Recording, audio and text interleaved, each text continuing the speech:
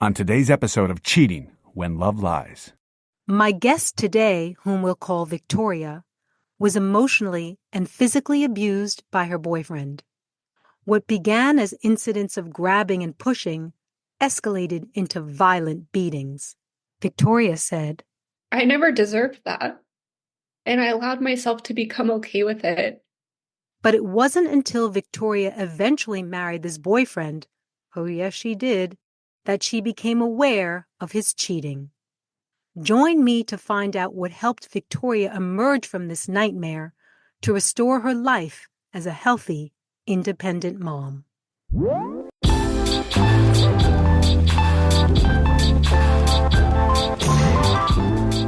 Victoria, welcome to Cheating When Love Lies, and thank you for sharing your story, which led you to a very inspiring end. Thank you. Thanks for having me. You were in a rather abusive relationship, both emotionally and physically. Describe for us the nature of that physical abuse. The nature of the abuse could be anything, anywhere between him cornering me in the bedroom and him being twice my size and me not being able to get away from him. So it started with just some physical intimidation, which eventually led to him putting his hands on me. His hands around my neck was one of his favorite go-to maneuvers to try and control me, up to pushing me against the cabinets, picking me up and dropping me on a counter, leaving bruises on the back of my legs. There was a variety in his choice of control, or his choice of abuse. It would depend on his mood and the circumstance and the environment. Was there any alcohol or drugs involved in this? At the time, he was drinking a tea called Kratom, which I've learned is very addictive. Apparently, it's as addictive as heroin, which he had used to help him stop taking prescription pills. Prior to the Kratom, he had been taking painkillers pretty regularly. He was able to manipulate different doctors into writing multiple prescriptions at a time. And he also did drink alcohol. Why was he on these prescriptions to begin with? Well, he was in the military and he never was in combat. He was actually sent to, I think, Japan and Thailand and was primarily in more of an office environment. But I feel he took the history in the military and was able to leverage that with his providers in the States when he came home. And he said, "Oh, I was injured in the military and my back hurts." He would say that he had a lot of back pain, and that's how he was able to obtain the prescriptions. Mm-hmm. Did you have children in the home at the time when there was this physical abuse you just described? Yes, he had a son from a prior marriage, and I had a daughter. I have a daughter from a prior marriage as well, and then he and I together have a son. I remember a specific instance where I was actually holding our baby, and he put his hands around my neck, and that was really scary. Mm-hmm. Why do you feel at the time you stayed, although there was physical abuse to you that was being witnessed by the children, including your own, that you had together? What I reflect on now is it was very cyclic. The tension would build. There would be friction in the house, tension, and it would hit a point, and then it would explode, and there would be an explosive argument. And then something physical would happen. And then it was almost like the pressure was gone and everything finally settled down. And we would enter into what's known as the honeymoon phase, where he would be extremely apologetic and would be so sweet and so kind and beg for me to stay and beg for us to work on things. And that it just created this dynamic between us, where there would be tension. I would feel fearful, and all I would want is for him to come around and be kind and stop acting the way that he was acting. And then there would be this event, and then he would be the man that I loved. And he would be that man for days or weeks. It used to be weeks or months at first. He would be so sweet and loving and kind. I remember one time, I think it was after the first time he put his hands around my neck, he bought me a car. So there was usually some kind of grand gesture. Yeah. And it created, what I've learned from it is it basically creates an addiction in my brain of this extreme expression of cortisol, and then the dopamine and oxytocin. I mean, there's a whole science behind it. You said there were events that would cause the explosion. Typically, what type of event would it be? So, I mean, it could be anything where he was unhappy about anything, and it just built and built and built, and he would take it out on me. Mm-hmm. I was somewhat of the release as far as his pain and frustration and unhappiness. I remember one morning we were getting ready to take family photos, and it was stressful, and he asked me a question and I responded, and I was a little stressed, and I just said, I don't know, why don't you ask her yourself, or something like that. He didn't like the way that I spoke to him. And I was not allowed to ever speak to him in a tone of frustration. I was never allowed to be stressed. I was never allowed to speak to him in any kind of disrespectful manner. Excuse me for interrupting. When you say not allowed, draw for me the picture of what that means. I would get abused. Okay. So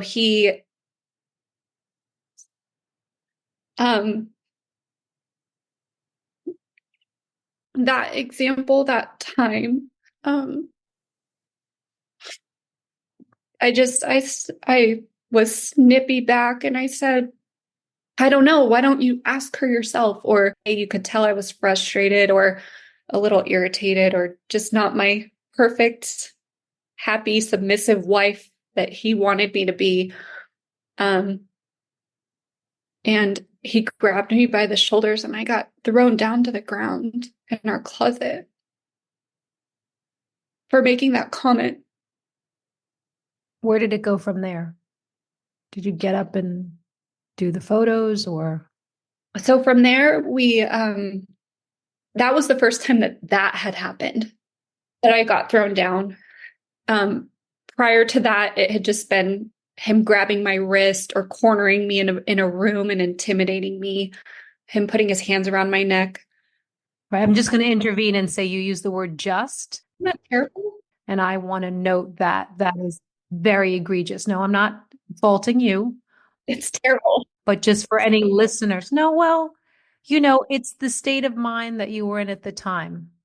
And He downplays it. He'll say that I put my hands around your neck, but I didn't strangle you. So it's created this narrative in my own head. Right, a hierarchy of abuse. Yes. Right. You're very, very emotional. Yeah, I'm feeling really sad that I endured this, that I experienced this, and that I never deserved that. And I allowed myself to become okay with it because of I was so afraid of the alternative. Which was what in your mind? To not be with him. It always felt like I could explain his stress away. I felt like I could, he was just on the brink of always being the good man that I knew that he could be. And during my entire pregnancy with our son, he was so wonderful. He was so wonderful. He was never verbally or physically intimidating. The only incident that I can remember specifically about from our pregnancy was there was a time that I just felt very overwhelmed by him. My intuition was telling me, hey, something is off here. He was very, very controlling, and it scared me. And I told him, hey, I think we should pump the brakes and just slow down. I just thought, I need some space. I need to breathe. And I wanted to just see him less and, focus on myself, focus on just not being in a stressful environment and arguing with someone. And I remember him telling me that we would need to put the baby up for adoption if we weren't going to be together, which was just outrageous to me. Were you threatened by that comment, or did you find it ridiculous? I just found it very ridiculous, and it made me feel, I just don't think that my ability to raise my own child is up for debate, depending on our inability to get along. The status of us as a couple should not determine whether or not I raise my own child. So it felt very ridiculous. And it did feel threatening because Extraordinarily. it's a very odd comment to make, in my opinion. You're one of 12 children. That is correct. Is there anyone in your family or brothers, sisters, or parents responding to what's going on, or do they not know? At that time, they did not know. They didn't know for a long time. So you have 11 brothers or sisters. Are your parents both surviving? Are they with us? Yes, they're with us. So there's 13 people and none of them knew. You didn't tell them. At that time, no. Mm-hmm. And why did you choose not to tell them? I felt like I understood in a way that nobody else did. And I felt like he just needed help and that I needed to stand strong for him so that he could be the version of him that I had seen all the time instead of just part of the time. Eventually, did one of your brothers find out or suspect there was something untoward going on? Well, there was an Easter where I wore a dress and I had big bruises on the back of my legs. I specifically wore a longer dress, but if I moved a certain way, it would move and the bruises were visible. So my sisters actually noticed the bruises and I lied about the bruises. And some of my friends had also seen those bruises and I lied. Let's be specific. Your sisters noticed the bruises. What did they say to you? What happened? They asked me why these bruises were 3 inches across and 2 inches tall. They were large on the back of my legs. That's big. And so they said, indicating the bruises, what happened? And you said? That I tripped and fell in our home gym. And that I fell on top of some weights.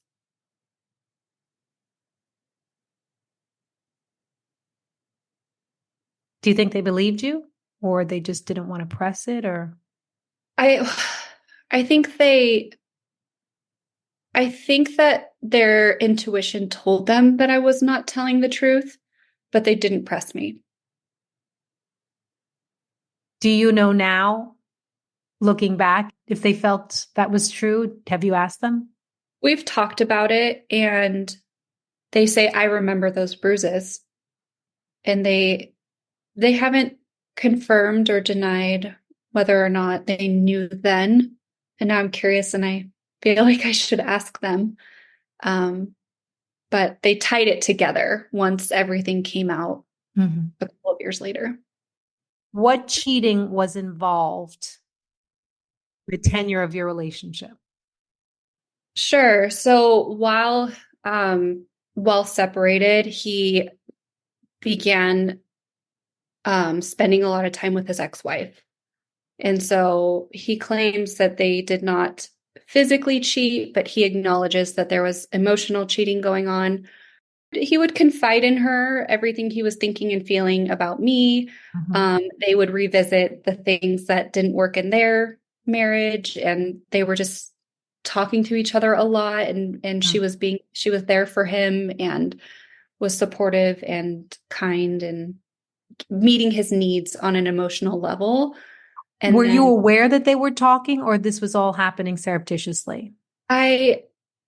I suspected it. He doesn't know how to be alone. He constantly needs this reassurance and connection and validation from a woman. And when he wasn't receiving it from me, I had a suspicion. My intuition told me that this was happening. And then anytime I was around him, she would call him or she would text him. And it was just very odd. And I would look at him and say, "Why is she calling you again?"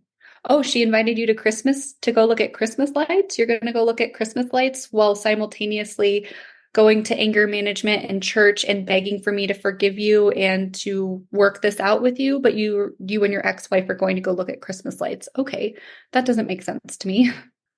Once you got back together and then eventually decided to marry, was she still in the picture or how did she disappear from the picture? She decided to move across the country. Okay. So she disappeared physically. But it was an emotional affair. So there's a world in which they could have continued communicating online or on the phone, but they didn't. I believe that they did for a period of time. There had been a time that she had sent him a text message while we were on vacation together, and it just felt really inappropriate to me. And I had thought he and I had talked about it over and over and over again. And I said, "Hey, I thought this was done and that you two were not going to continue this type of relationship anymore." And we got into a fight, and I actually was abused by him that night because I was upset about the text message. Let's move forward to you decided to move back in, you get married. When does it start to fall apart again, or does it? So we got married. We bought the big house with 5 acres. We got the goats and the chickens. We had the barn. Our dream, basically, the dream that he and I had always talked about, we made happen. It was a beautiful, beautiful night. It was a beautiful season of my life. We had it. We had it all. It felt. It was just such a beautiful time of my life that I feel very nostalgic about and also really sad about. And then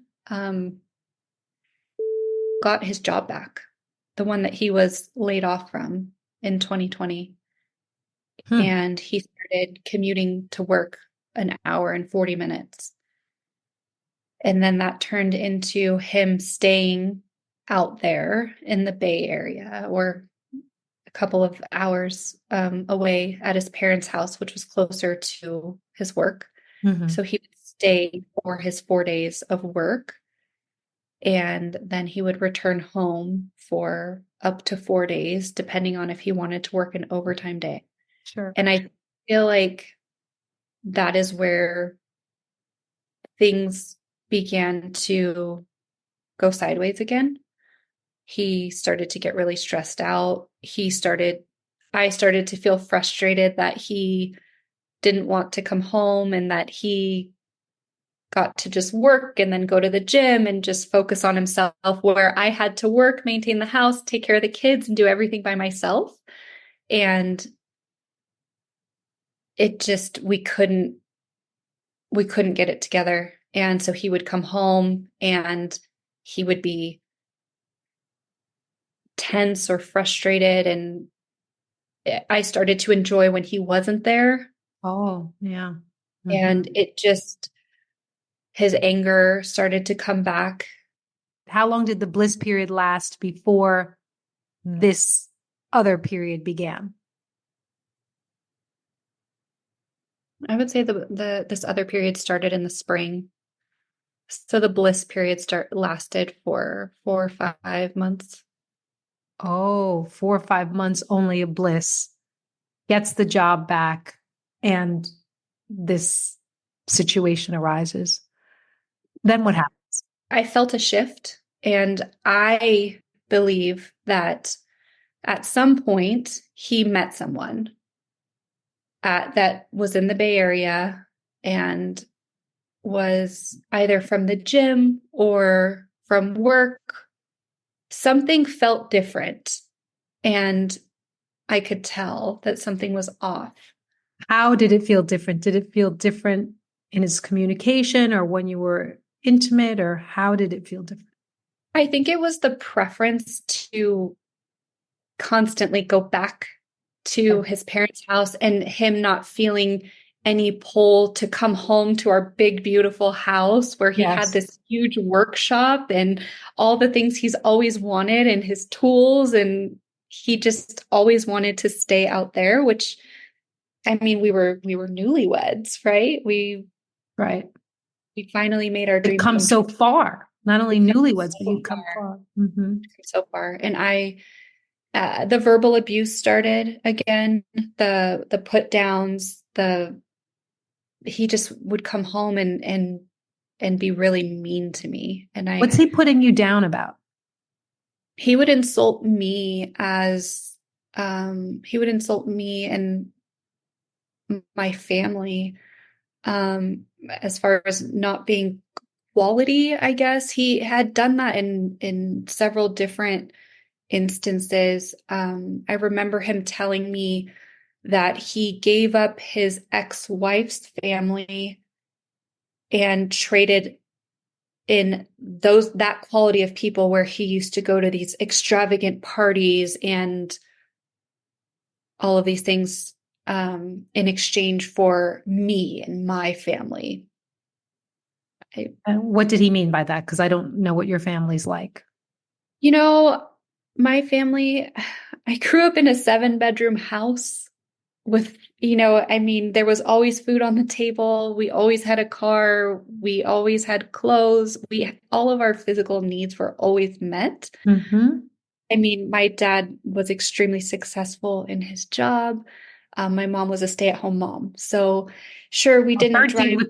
with 12 kids. My God. I mean, we didn't have, the nice things per se, but we had things. We had everything we needed. There were always Christmas presents. There were always birthday celebrations. I don't know what What he he's meant. talking about. Yeah. No, Okay. no, it was just rude. It was just mean and it was rude. And I just want to point that out. I'm not saying that the comment would have been justified if your family was very modest.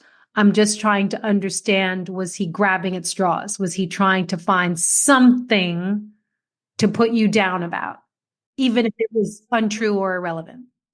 Absolutely. The bliss period ended and he started to threaten divorce on a pretty regular basis. And I was the wife that was up at 4 a.m. making him a breakfast sandwich, packing his lunch, making his coffee. I had pre-prepared his meals for the work week, his steak and his sweet potato and his vegetables. And I had done everything and handed it to him with a smile on my face at 4 a.m. and then send him off. And then I would do laundry and clean the house and then get myself ready and then take the kids to school and daycare and then work. And that was I was pouring myself into our marriage and him and our household. And I don't know what more I could have done. There was some standard that I could never meet. And he would threaten divorce and threaten divorce. And I started to suspect something was going on. The verbal abuse had started. I got pushed into the window one morning when he was angry and he wasn't letting me leave for work. And we got to a point where over that summer, he had threatened divorce over and over. And then we were at a family barbecue and at this family barbecue, his family, everyone was telling him how much they loved his wife. Like, wow, we love her. She's so wonderful. And I thought, maybe if he hears it from them, maybe he'll finally see it. He'll see me for who I am. Nope. He took me to sushi. And then he said, I just wish we could get divorced and just be nice to each other. And I said, okay. And that was it. What do you mean that was it? That was it. I filed for divorce that week. Was he shocked? Of course. How could I? How could I do such a thing? Take me to that conversation. He got served or? How did it happen? I want to know I want to hear how he's reacting when he finds out or gets served. Oh, I've got stories about that. So we were at sushi and it was his idea. And then I just told him I wanted to leave and I left the restaurant peacefully. And I remember him being upset that the way I was walking away. He said, "Are you sure you're going to walk away like that?" And I said, "Yeah, I'm going to walk away with my dignity." And I got in my car and I left. And then I called him and I said, File. I'll file for divorce. Yes, that's fine. Let's have an amicable divorce. And he said, "That's not what I wanted. You're taking what I said wrong. You're doing this. I knew that you would do this. I give you one opportunity and you take it." And I just got off the phone with him and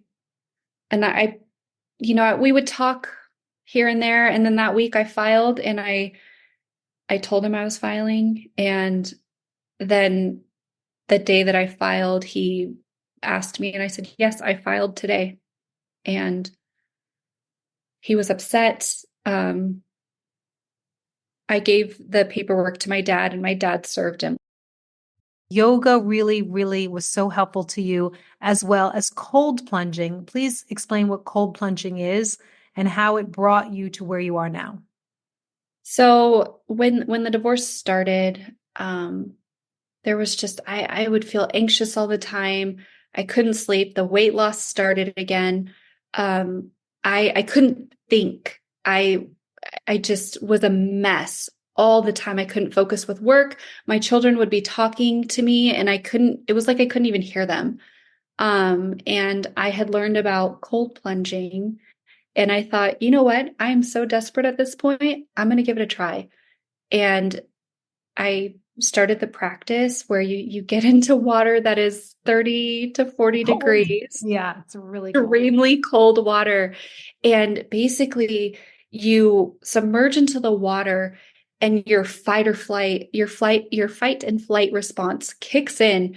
And I remember the first couple times I started to hyperventilate because my body started to panic, thinking that I was in extreme danger. And the practice is to breathe in and take long exhales. And it was incredible how clear my mind felt while I was in the cold water. You cannot think about anything other than breathing and getting through this moment and this discomfort and calming your body down and calming your mind down. And it would calm my anxiety. I would sleep better. I would be more focused through the whole rest of the day. But Wow. not only that, but when a triggering event would occur, for example, I would I remember an instance where I took my son to speech therapy and I had both kids and there were just a lot of things going on that day. And I was very focused and very, just engaged in what I was doing. And I received an email from a lawyer and something about it sent me temporarily over the edge. And I was very triggered. And I just was able to set my phone down and pull myself together. And I took a couple deep breaths and I was fine. You've just told an incredibly brave, courageous story. I don't know if I could have successfully walked through that fire. So I did it. And I'm very proud of myself. you should be. You should be because, I say, I don't know if I could have. I mean, I'm a mother, so I feel as mothers, we have to, right? Even if not for ourselves, for our children. But maybe I wouldn't have done it with as much grace and dignity as you have. I mean, there were moments, but somebody gave me the advice to make decisions that I will be proud of later. And Oh, I like that. there's moments of where I can kind of take a jab at him or do something and I don't. Mhm. I mean, specifically remember the way I responded when he told me about his new relationship. I didn't respond. I just said, okay, let's talk about daycare, which is why I called. And I said, thanks for letting me know. And I mean, after I was, Like, right. Well, right. And I'm sure it's difficult. I mean, you don't want him back, but it definitely is. It's somehow or another, it hurts when you feel like the be person replaced, right? Yes. I think that there's a part of me that wants him to look back and say, what did I do? Oh my goodness, she's the best thing that's ever happened to me. My life was complete with her, and I am a screw up and I ruined it and I want to fix it. I think any person wants that validation. Yeah, I understand that. I understand that. And he might. Maybe on his deathbed, I'll visit him and wave and say, hey, remember me? No, I'm just kidding. I'm older than you are. I've had some comebacks that you wouldn't believe. You'd be like, oh, you're coming back? Like, really? I've had that too. Now that I'm like, single, yeah. Oh my goodness, my Instagram DMs, it is an interesting place. So it's very You're entertaining. so lovely and smart and pretty. I'm not surprised. Well, thank you so much for coming on to Cheating When Love Lies. I really appreciate you sharing your story. And, I'm convinced it's going to help many, many people, both women and men who are in abusive situations, be it physical or emotional or both. Yeah. And, I hope so. I hope that, anyone hearing this that can relate. One thing that I want to say is listen to your intuition. If something feels off, it's off. It is off. Your body knows. And, listen to yourself, seek out support, because you're worth it and you deserve better. I feel like every episode ends the same way. Listen to your intuition. It's uncanny. It's uncanny. It's awesome. All roads lead back to, I had a feeling, I had a thought, I knew. That happened to me recently. Something happened, and I remember I was so wrought up, like I could barely breathe. I was like, this is not right. There's something wrong. I know that feeling. Yeah. I know it. Thanks so much. I appreciate it. Of course. Thank you. Thank you for coming on to Cheating When Love Lies. Thank you for listening to Cheating When Love Lies. Please continue to subscribe, rate, and share. And I always love to hear from you at JillianHamilton.online. Thanks so much for listening. See you next time.